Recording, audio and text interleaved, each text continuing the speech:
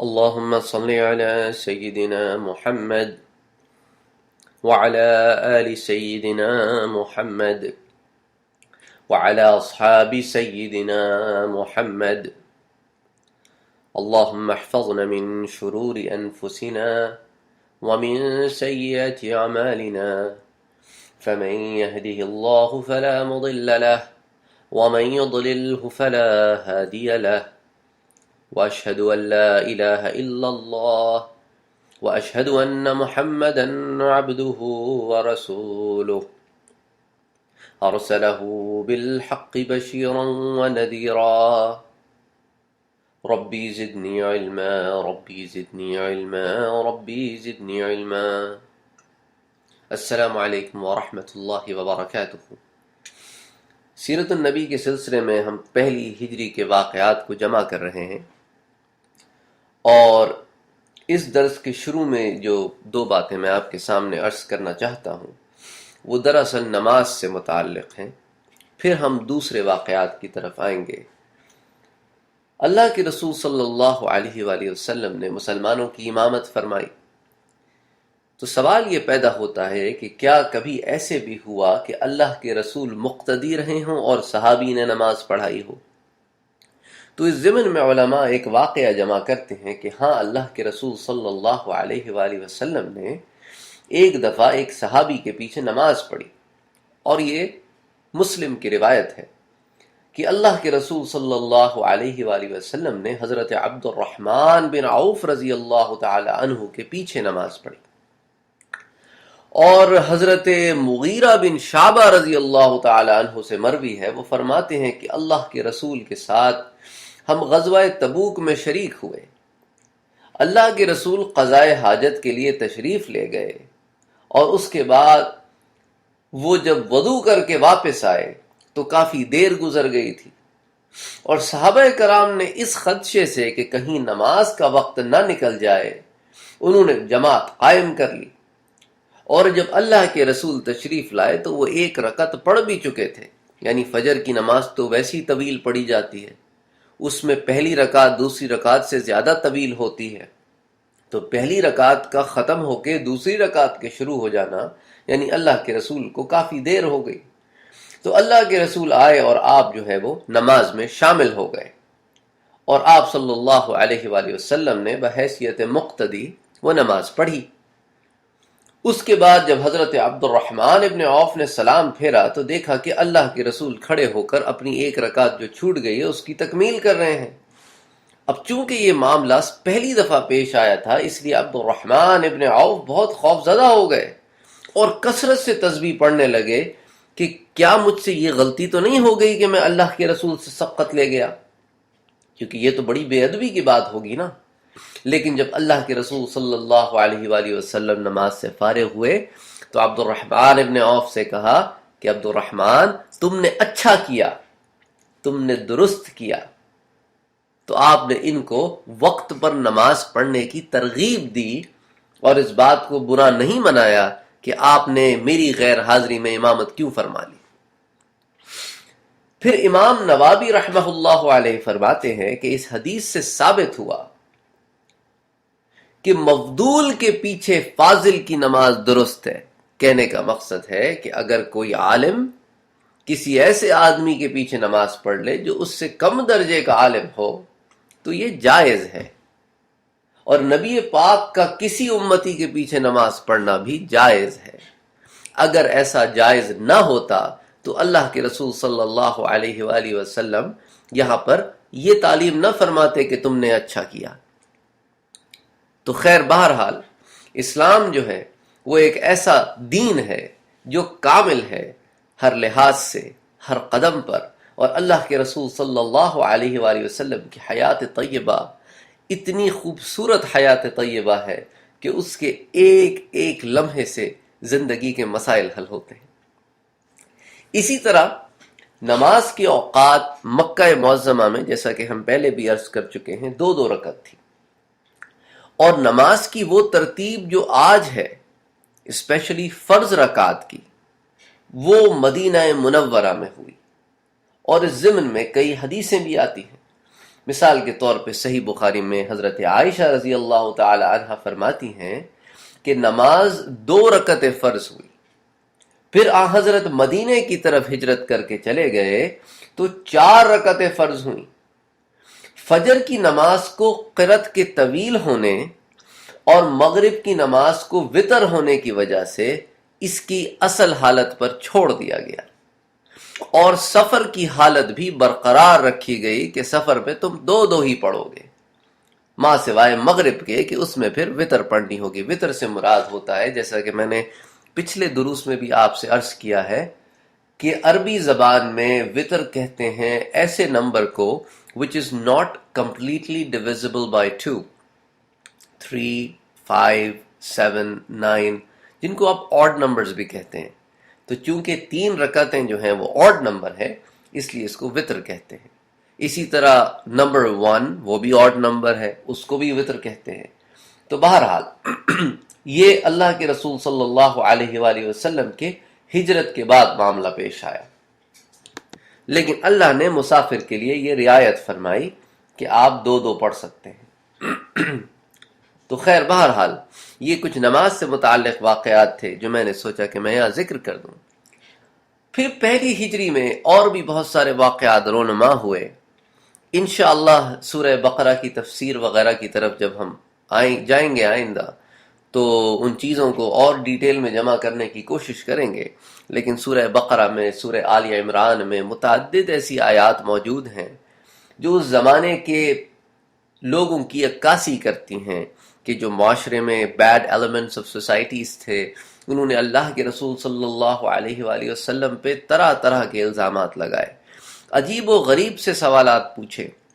لیکن اللہ کے رسول صلی اللہ علیہ وآلہ وسلم نے تمام سوالات کے جواب دیے۔ اس کے نتیجے میں کچھ لوگ تو اللہ کے حکم سے ہدایت پہ آ گئے اور کچھ لوگ مزید گمراہی میں چلے گئے، جیسا کہ قرآن کہتا ہے کہ نشانیاں ہدایت پانے والوں کو ہدایت بھی دیتی ہیں اور وہی نشانیاں گمراہوں کو کبھی گمراہ بھی کر دیتی ہیں۔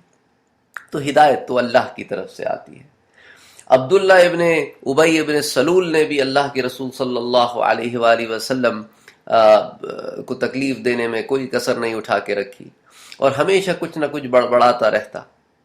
اور اس بڑبڑانے کی وجہ سے اس کی لغزش بھی ہوتی۔ اس کا اپنا بیٹا حضرت عبداللہ ابن ابی ابن سلول جو ہے وہ تو مسلمان تھا اور بڑا کٹر مسلمان تھا، اور اللہ کے رسول کا بہت ہی پیارا صحابی تھا۔ اچھا، باپ کا نام بھی عبداللہ ہے اور بیٹے کا نام بھی عبداللہ ہے، تو جب ہم کہیں عبداللہ ابن ابی ابن سلول تو وہ باپ ہے، جب ہم کہیں عبداللہ بن ابی ابن سلول تو پھر اس کا مطلب بیٹا ہے۔ تو بیٹا جو ہے وہ بہت اچھا مسلمان تھا اور باپ جو ہے وہ اتنا ہی بڑا منافق۔ تو ان کے اور واقعات ہم انشاءاللہ، کیونکہ وقت کے ساتھ ساتھ یہ منافقین کی جماعت بھی زیادہ منظم ہوتی رہی، اس میں اوس کے منافقین بھی تھے اور خزرج کے منافقین بھی تھے، پھر اہل کتاب کے ساتھ مل کر یہ باز پرس کیا کرتے تھے اور کوشش کیا کرتے تھے کہ کسی نہ کسی طریقے سے مسلمانوں کو تکلیف دی جائے۔ کبھی ساتھ نکلتے جنگ کے لیے اور آدھے راستے سے واپس لوٹ آتے، تو جو جماعت نکلی وہ آدھی رہ گئی۔ تو اس طرح کی حرکتیں کرتے رہتے۔ بی بی عائشہ پہ تہمت لگانے میں بھی ان کا بڑا ہاتھ تھا، اور اللہ کے رسول صلی اللہ علیہ وآلہ وسلم کو بات بات میں تنگ بھی کیا کرتے تھے۔ تو خیر ان واقعات کو ہم آہستہ آہستہ ذکر کریں گے، لیکن ایک قرآنی آیت جو زمانے میں اتری، پھر اس کو اگر ہم ذکر کرنے بیٹھیں تو پھر ہم تفسیر میں چلے جائیں گے اور سیرت کے موضوع سے ہٹ جائیں گے۔ تو دیگر کئی آیتیں اتری، اسپیشلی سورہ بقرہ اور سورہ آل عمران میں، جو اس زمانے کے واقعات پہ نظر ثانی کرتی ہیں۔ اچھا، پھر اسی ضمن میں ہم ایک اور واقعہ ذکر کریں گے جو پہلی ہجری کا تو شاید نہیں ہے، لیکن مسجد نبوی کی تعمیر کے بعد کا ہے۔ بعض روایتوں کے مطابق 17 مہینے ہجرت کو ہو چکے تھے، اور یہ واقعہ ہے تحویل قبلہ کا، یعنی جب اللہ کے رسول صلی اللہ علیہ وآلہ وسلم کو حکم ہوا اللہ کی طرف سے کہ آپ بیت المقدس کی طرف رخ کر کے نماز پڑھنے کے بجائے کعبۃ اللہ کی طرف رخ کر کے نماز پڑھیں۔ اور اس کی وجہ بھی یہی تھی کہ اللہ کے رسول صلی اللہ علیہ وآلہ وسلم جو ہے جب مکہ معظمہ میں رہتے تھے تو آپ بیت اللہ کی طرف جب رخ کر کے نماز پڑھتے تھے تو آپ رکن یمانی اور حجر اسود کے درمیان کھڑے ہوتے تھے، اس طرح کعبۃ اللہ بیچ میں آ جاتا اور بیت المقدس کا ڈائریکشن بھی مل جاتا۔ لیکن جب آپ مکے سے نارتھ چلے گئے مدینہ منورہ اور بیت المقدس اور نارتھ میں تھا، تو اب کعبۃ اللہ کی طرف پیٹھ کرنے کے سوا کوئی چارہ نہیں تھا کہ کعبے کی طرف پیٹھ ہو اور رخ جو ہے وہ بیت المقدس کی طرف ہو۔ تو اللہ کے رسول صلی اللہ علیہ وآلہ وسلم اس چیز کو مس کرتے تھے، اور آپ چاہتے تھے کہ اللہ تعالیٰ جو ہے وہ قبلہ اول یعنی مکہ معظمہ میں جو کعبۃ اللہ ہے وہ سب سے پہلا قبلہ تھا، جیسا کہ ہم پہلے بھی پڑھ چکے ہیں، تو وہ چاہتے تھے کہ قبلہ اول مسلمانوں کا قبلہ بن جائے۔ مسجد الاقصی جو ہے وہ بعد میں اللہ کے حکم سے قبلہ بنی تھی، لیکن مکہ المعظمہ سب سے پہلا قبلہ تھا۔ لیکن اللہ کے رسول اپنی اس خواہش کا اظہار اپنی زبان سے نہیں کرتے تھے کہ کہیں اللہ ناراض نہ ہو جائے کہ میرا مدنی، کیا آپ میرے قبلے پہ خوش نہیں ہیں؟ لیکن اللہ کے رسول صلی اللہ علیہ وآلہ وسلم کے دل میں یہ خواہش ہوتی اور آپ کی نظریں آسمان کی طرف اٹھتی، لیکن پھر جھک جاتی اس خوف سے کہ کہیں اللہ ناراض نہ ہو، لیکن آپ اس کو ذکر نہ کرتے، اور کسی پر یہ بات نہیں کھلی، حالانکہ اللہ یہاں تک کہ اللہ نے قرآن اتار دیا۔ سورہ بقرہ کی آیت ہے 144، اس کا جو پہلا ٹکڑا ہے اس میں اللہ عز و جل فرماتے ہیں کہ قد نرا تقلب وجہک فی السماء، اے میرے حبیب ہم نے آپ کا بار بار آسمان کی طرف رخ کرنا دیکھ لیا ہے۔ اچھا، تقلب وجہک کا مطلب یہ ہوتا ہے ایکچولی کہ آپ اپنا چہرہ آسمان کی طرف اٹھاتے اور پھر جھکا لیتے، پھر اٹھاتے پھر جھکا لیتے، یعنی آپ کا اٹھانا، آپ کا جھکانا، آپ کا اٹھانا، آپ کا جھکانا، دل میں ایک بات کا آنا لیکن اس کا اظہار خشیت الہی سے نہ کرنا۔ اللہ کو یہ ادا بہت پسند آئی تو اللہ نے پھر حکم دیا فَلَنُوَلِّيَنَّكَ قِبْلَةً تَرْضَاهَا، تو اب ہم نے جس قبلے کو آپ نے چاہا اس کو آپ کا قبلہ بنا دیا۔ اس کے بعد ساتھ ساتھ اللہ نے مسلمانوں پر ایک اتنا بڑا رحم کیا۔ اب آپ اس آیت کا اگلا ٹکڑا دیکھیے، اللہ کہتا ہے فَوَلِّ وَجْهَكَ شَطْرَ الْمَسْجِدِ الْحَرَامِ، تو میرا مدنی اب آپ ایسا کریں کہ اب اپنے رخوں کو پھیر لیں مسجد الحرام کی طرف، مسجد الحرام کی طرف۔ اللہ نے یہ نہیں کہا کہ شطر الکعبہ، کعبے کی طرف، بلکہ اللہ نے اپنے رحم سے پورا جو مسجد حرام کا ایریا ہے نا، یعنی ابھی جو مسجد بنی ہوئی ہے یہ، اور وہ جتنا ایریا ہے جس میں میقات ہو سکتا ہے، جو میقات کی حدوں میں ہے، وہ سب حرام ہے، وہاں سے عرفات سے لے کر ادھر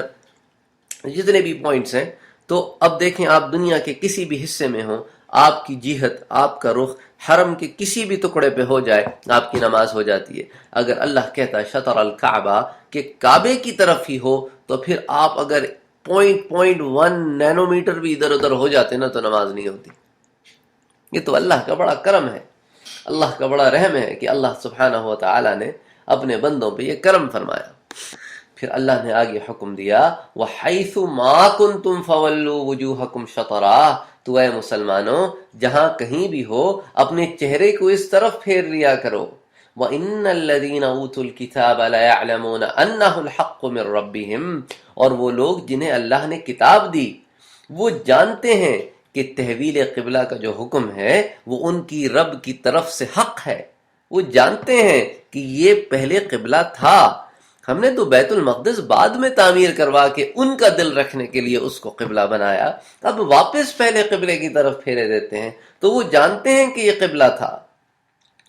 وَمَا اللَّهُ بِغَافِلٍ عَمَّا يَعْمَلُونَ، اور اللہ ان کاموں سے بے خبر نہیں ہے جو وہ انجام دے رہے ہیں، یعنی وہ اس پر فساد برپا کر رہے ہیں کہ اللہ کے رسول صلی اللہ علیہ وآلہ وسلم کے پاس آتے ہیں اور کہتے ہیں کہ آپ نے قبلہ کیوں بدل دیا، اور جس کو اللہ دو آیتیں پہلے بیان کرتا ہے، آیت نمبر 142 پہ، کہ سَيَقُولُ السُّفَهَاءُ مِنَ النَّاسِ مَا وَلَّاهُمْ عَنْ قِبْلَتِهِمُ اللَّاتِي كَانُوا عَلَيْهَا، سَيَقُولُ السُّفَهَاءُ، اور بے وقوف لوگ یہ کہیں گے، مِنَ النَّاسِ مَا وَلَّاهُمْ عَنْ قِبْلَتِهِمْ، ان مسلمانوں کو اپنے اس قبلے سے کس نے پھیر دیا، یعنی یہ تو بیت المقدس کی طرف عبادت کیا کرتے تھے، اس سے ان کو کس نے پھیر دیا۔ جس پر وہ پہلے سے آلریڈی عبادت کرتے آ رہے تھے. تو میرا مدنی آپ فرما دیں قل للہ المشرق والمغرب، یہ مشرق و مغرب تو اللہ کا ہے. یہدی من یشاء الی صراط مستقیم، اور اللہ جسے چاہتا ہے ہدایت دیتا ہے سیدھی راہ پر. تو ایک مسئلہ تو انہوں نے یہ ریز کیا کہ آپ نے اپنا قبلہ کیوں چینج کر دیا. تو اب دیکھیں مسئلے وہ کریٹ کرتے ہیں اور جواب کون دیتا ہے؟ اللہ سبحانہ و تعالی. جیسا میں نے آپ سے پہلے عرض کیا تھا کہ اب یہ معمول ہو جائے گا، اگر کوئی مسلمانوں پہ یا اللہ کے نبی پہ انگلی اٹھائے گا، کوئی جھوٹ بولے گا، کوئی گناہ کرے گا، اس کا جواب پھر اللہ سبحانہ و تعالی قرآن میں دیں گے. اسی لیے سیرت النبوی کا مطالعہ کرنا بہت ضروری ہے، اور چیزوں کو ان کے کانٹیکسٹ میں رکھ کر سمجھنا بھی بہت ضروری ہے، تاکہ جب آپ قرآن کا مطالعہ کریں تو پھر قرآن کو آپ اس کانٹیکسٹ میں دیکھیں اور وہ تمام حالات و معاملات کی نقشہ کشی آپ کے سامنے ہو جائے. اب ان چیزوں کو ذہن میں رکھ کے، اور انشاءاللہ جو آگے آنے والے حالات ہیں ان کو ذہن میں رکھ کے ایک دفعہ پھر سورہ بقرہ کی تلاوت کیجئے گا، اور سامنے بے شک ترجمہ بھی رکھ لیجئے گا کہ اگر آپ عربی متن سے نہیں ڈائریکٹلی سمجھ سکتے، اور پھر دیکھیے کہ کیا لطف آتا ہے. پھر آپ کا دل ہی نہیں کرے گا کہ 2-4 آیتوں سے آگے بھی جائیں، آپ کا دل کرے گا کہ وہ آیتیں ورد میں رکھیں اور اس حالات کو، ان واقعات کو، اس ماحول کو جس کی عکاسی کی جا رہی ہے اس کو بس محسوس کرتے رہیں. اور پھر جہاں تک مسلمانوں کے دل میں یہ شبہ ڈالنے کی بات کے زمانے میں کہ دیکھو تم نے تو اب قبلہ بدل دیا، اور پھر اللہ کے رسول کے پاس اپروچ کرنا کہ اگر آپ ہمارے قبلے پر ہی رہتے اللہ کے رسول تو اہل کتاب بھی آپ پر ایمان لے آتے، اب آپ نے چونکہ قبلہ ہی بدل دیا تو اب ہمارا آپ پر ایمان لانا تو اور ویک ہو گیا. تو اس کے بارے میں اللہ تعالیٰ نے بھی آیت نمبر 143 سورہ بقرہ کے ایک ٹکڑے میں اس کا جواب دیا کہ وَمَا جَعَلْنَا الْقِبْلَةَ الَّتِي كُنْتَ عَلَيْهَا إِلَّا لِنَعْلَمَ مَنْ يَتَّبِعُ الرَّسُولَ مِمَّنْ يَنْقَلِبُ عَلَىٰ عَقِبَيْهِ. وَمَا جَعَلْنَا الْقِبْلَةَ الَّتِي كُنْتَ عَلَيْهَا، میرا مدنی جس قبلے پہ ہم نے آپ کو پہلے رکھا تھا بیت المقدس کی طرف، اس کی طرف رکھنے کا مقصد صرف یہ تھا کہ ہم جان لیں کہ کون آپ کی اتباع کرتا ہے. من یتبع الرسول ممن ینقلب علی عقبیہ، اور کون ہے جو الٹے پیر پھر جاتا ہے. یعنی کہنے کا مقصد تھا کہ اب جب اس قبلے سے ہم دوسرے قبلے کی طرف آپ کا رخ کروائیں گے تو کون ہے جو آپ کے پیچھے اس پر عمل کرتا ہے اور کون ہے جو الٹے پیر پھر جاتا ہے. تو اس لیے اللہ نے اگلی آیت کا ٹکڑا بیان کیا وَإِن كَانَتْ لَكَبِيرَةً إِلَّا عَلَى الَّذِينَ هَدَى اللَّهُ، اور وہ لوگ جو ہدایت پر ہیں ان کے لیے قبلے کا بدلنا کوئی ایسا بھاری کام نہیں تھا، وہ تو اتباع رسول کر رہے ہیں، اور رسول اللہ کے حکم کے علاوہ کوئی کام کرتا نہیں. تو جو رسول کی اتباع کر رہے ہیں اللہ کے حکم سے، وہ جس جیت میں چاہے تم کو کھڑا کر کے نماز پڑھا دے. نماز اللہ کی ہے، کعبے کی نماز تھوڑی ہے، نہ بیت المقدس کی نماز ہے، وہ تو اللہ کی نماز ہے. اللہ جس طرف تم کو کہے رخ کر کے نماز پڑھنی ہے تم نے پڑھنی ہے. تو اس میں جھگڑے والی کیا بات ہے، اس میں فساد والی کیا بات ہے. تو اللہ نے ایک ایک بات واضح کر کے قرآن میں فرما دی تاکہ پھر کسی کے دل میں اگر کوئی شک ہے تو نکل جائے، کوئی اگر ہدایت پہ نہیں ہے تو آ جائے، اور کوئی اگر گمراہی پر تلا ہوا ہے تو بے شک گمراہ رہے. اور پھر آیت کے اس ٹکڑے پر بھی غور کریں کہ اللہ نے فرمایا وَمَا كَانَ اللَّهُ لِيُضِيعَ إِيمَانَكُمْ. تحویل قبلہ کا یہ مقصد نہیں ہے کہ جو تم پہلے نمازیں پڑھ چکے ہو ان کو ہم ضائع کر دیں. اللہ ایمان والوں کے اعمال کو ضائع نہیں کرتا، بس اب ہم تمہارا رخ پھیرے دیتے ہیں کہ اب کے بعد تم نے اس طرف کو نماز پڑھنی ہے. جو پہلے نماز پڑھی وہ بھی ہم نے قبول کی، اور اب اس طرف کو جو نماز پڑھو گے تو اب یہاں نماز پڑھنی ہے. یعنی اللہ کی طرف سے آپ رحمتوں کا اندازہ نہیں لگا سکتے. اچھا، یہاں سے ایک اور مسئلہ بھی سمجھ لیں جو حضرت ابن عباس سے نقل کیا گیا ہے کہ جو لوگ حرم شریف کے اندر نماز پڑھیں، یعنی مسجد الحرام کے اندر نماز پڑھیں، جو بلڈنگ بنی ہوئی ہے نا مسجد کی، اس کے اندر نماز پڑھ رہے ہیں، تو ان کی جہت تو بیت اللہ کی طرف ہوگی. جو کعبہ ہے نا، جو سینٹر میں باکس ہے، اس کی طرف ان کی جہت ہوگی. جو اہل شہر ہیں ان کی جہت مسجد کے کسی بھی کارنر میں ہو جائے، کیونکہ وہ تو حرم کے حدود میں ہے، تو مسجد کے کسی بھی کارنر کی طرف ہو جائے یا مسجد کی طرف ہو جائے تو ان کی نماز ہو جائے گی۔ اور جو باہر رہنے والے لوگ ہیں وہ حدود حرم میں کہیں پر بھی جہت کر لیں، ان کی نماز ہو جائے گی۔ تو میں عرض کر رہا تھا کہ تحویل قبلہ کا حکم رجب کے مہینے میں نازل ہوا۔ حضرت صلی اللہ علیہ وآلہ وسلم بشر بن برا بن معرور کے ہاں دعوت پر گئے ہوئے تھے، وہاں ظہر کا وقت آ گیا، تو آپ صلی اللہ علیہ وآلہ وسلم جو ہے وہ لوگوں کو ظہر کی نماز پڑھانے کے لیے کھڑے ہو گئے۔ 2 رکعتیں جب پڑھا چکے تو تیسری رکعت میں یکایک اللہ کی طرف سے وحی آئی کہ قبلہ اب چینج ہو گیا ہے، جس کو ہم کہتے ہیں تحویل قبلہ۔ قبلے کی جو جہت ہے اب وہ بدل گئی ہے۔ تو اسی وقت آپ صلی اللہ علیہ وآلہ وسلم اور آپ صلی اللہ علیہ وآلہ وسلم کی اقتداء کرنے والے تمام لوگوں نے بیت المقدس سے کعبے کی طرف رخ کر لیا، تو یوں کھڑے تھے نا تو بالکل الٹا پھر گئے۔ تو اس کے بعد مدینے اور اس کے اطراف میں اس کی عام منادی کرا دی گئی، اور جس مقام پر یہ واقعہ پیش آیا وہ مسجد قبلتین ہے۔ آپ آج بھی جا کے دیکھ سکتے ہیں کہ کعبہ اللہ جس طرف ہے اس کے بالکل الٹ سائٹ پہ پیٹھ پر وہ لکھا ہوا ہے وہاں پر کہ یہاں پر قبلہ تھا پہلے اور اب اس طرف قبلہ کر دیا، اور وہاں آیت بھی لکھی ہے جو تحویل قبلہ کی آیت تھی۔ بہرحال حضرت برا بن عازب کہتے ہیں کہ جب منادی کراتے کراتے میں ایک جگہ پر پہنچا تو وہاں پر لوگ رکوع کے حالت میں تھے، اور میرا حکم سنتے ہی سب کے سب اسی حالت میں مڑ گئے۔ سبحان اللہ! یعنی آپ اس بات کو غور کریں کہ صحابہ کرام اللہ کے رسول کی کس قدر اتباع کرتے تھے۔ پھر اسی طرح حضرت انس بن مالک کہتے ہیں کہ میں جب بنو سلمہ پہنچا تو وہ لوگ اس وقت فجر کی نماز ادا کر رہے تھے اور 1 رکعت پڑھ چکے تھے، جب ان کے کانوں میں میری یہ آواز پڑی کہ خبردار خبردار ہو جاؤ، اللہ کے حکم سے قبلہ بدل کر کعبہ کر دیا گیا ہے، تو یہ سنتے ہی پوری کی پوری جماعت نے اپنا رخ بدل دیا۔ تو اس سے علماء نے ایک اور نقطہ نکالا ہے کہ نہ صرف انتقلت النبوۃ من ولد اسرائیل، نہ صرف اسرائیل کی اولاد سے نبوت چینج ہو گئی اور اولاد اسماعیل میں آ گئی، بلکہ بنی اسرائیل کی امامت کا دور بھی ختم ہو گیا اور بیت المقدس کی مرکزیت کا دور بھی ختم ہو گیا، اور اب مرکز جو ہے وہی قبلہ اول یعنی کعبۃ اللہ ہوگا، جس کو اللہ نے خود قرآن میں کہا ہے کہ اول بیت وضعت للناس، کہ وہ پہلا گھر جو اللہ نے بنایا انسانوں کے لیے، ببکۃ مبارکہ، جو اس کا پچھلا نام تھا مکہ کا، بکہ نام تھا اس کا پہلا، تو اللہ تعالیٰ اس کے پچھلے نام کی طرف مناسبت کر کے اس کو کہہ رہا ہے کہ وہ پہلا گھر تھا اللہ کا جو اللہ نے لوگوں کے لیے بنایا۔ اچھا، پھر قرآن کی آیت پر آپ ایک دفعہ پھر غور کریں کہ اللہ سبحانہ و تعالیٰ اس آیت میں کیا فرماتے ہیں۔ اللہ کہتے ہیں اللہ کے رسول صلی اللہ علیہ وآلہ وسلم سے، لَقَدْ نَرَى تَقَلُّبَ وَجْهِكَ فِي السَّمَاءِ، اے میرا مدنی، ہم آپ کے چہرے کا آسمان کی طرف اٹھنا اور جھکنا دیکھتے ہیں۔ فَلَنُوَلِّيَنَّكَ قِبْلَةً تَرْضَاهَا،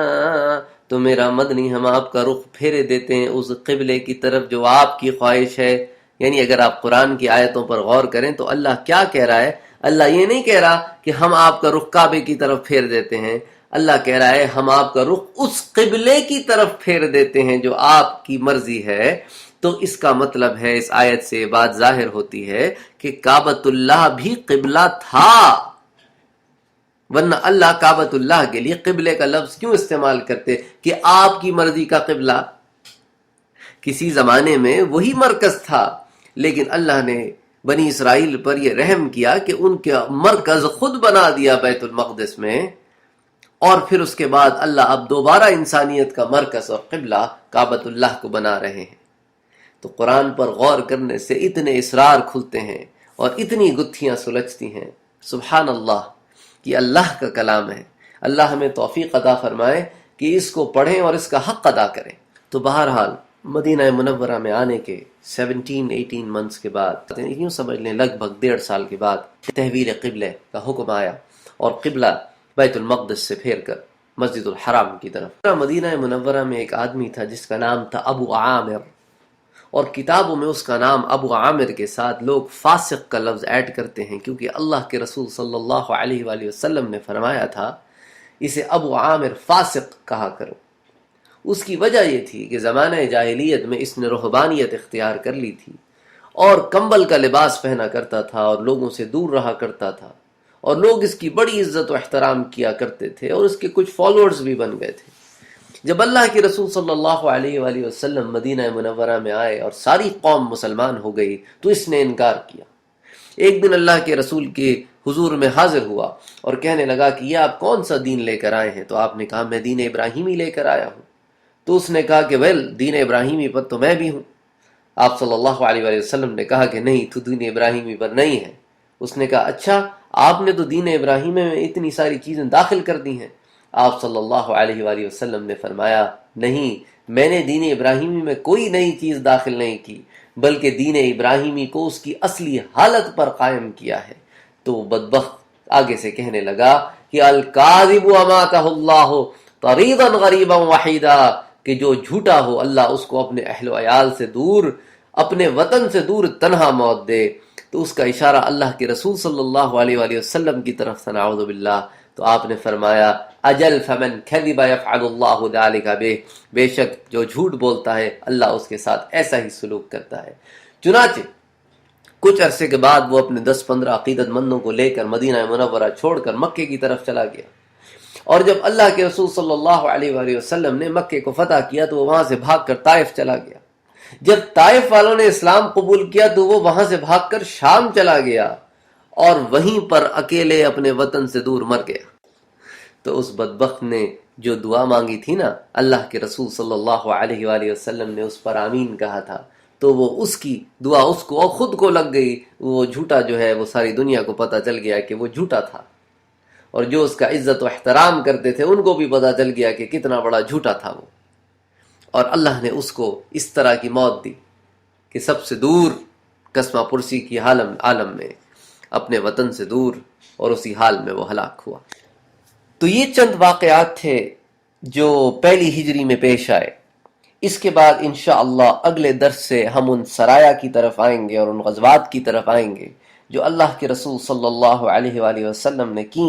شروع میں تو آپ صلی اللہ علیہ وآلہ وسلم نے سرایا بھیجے، اور اس کے بعد پھر بعد میں جو پہلا غزوہ ہوا وہ غزوہ بدر تھا۔ السرایا اور غزوے میں فرق یہ ہوتا ہے کہ سرایا وہ مہم ہوتی ہے جس کے لیے آپ صحابہ کرام کو بھیجیں اور خود شامل نہ ہوں، اور غزوہ کہتے ہیں اس مہم کو جس میں آپ بھی شامل ہوں۔ تو خیر بہرحال پھر ہم پہلے چند سرایوں کو ڈسکس کریں گے، اور اس کے بعد ہم یہ بھی ڈسکس کریں گے کہ اس کے پیچھے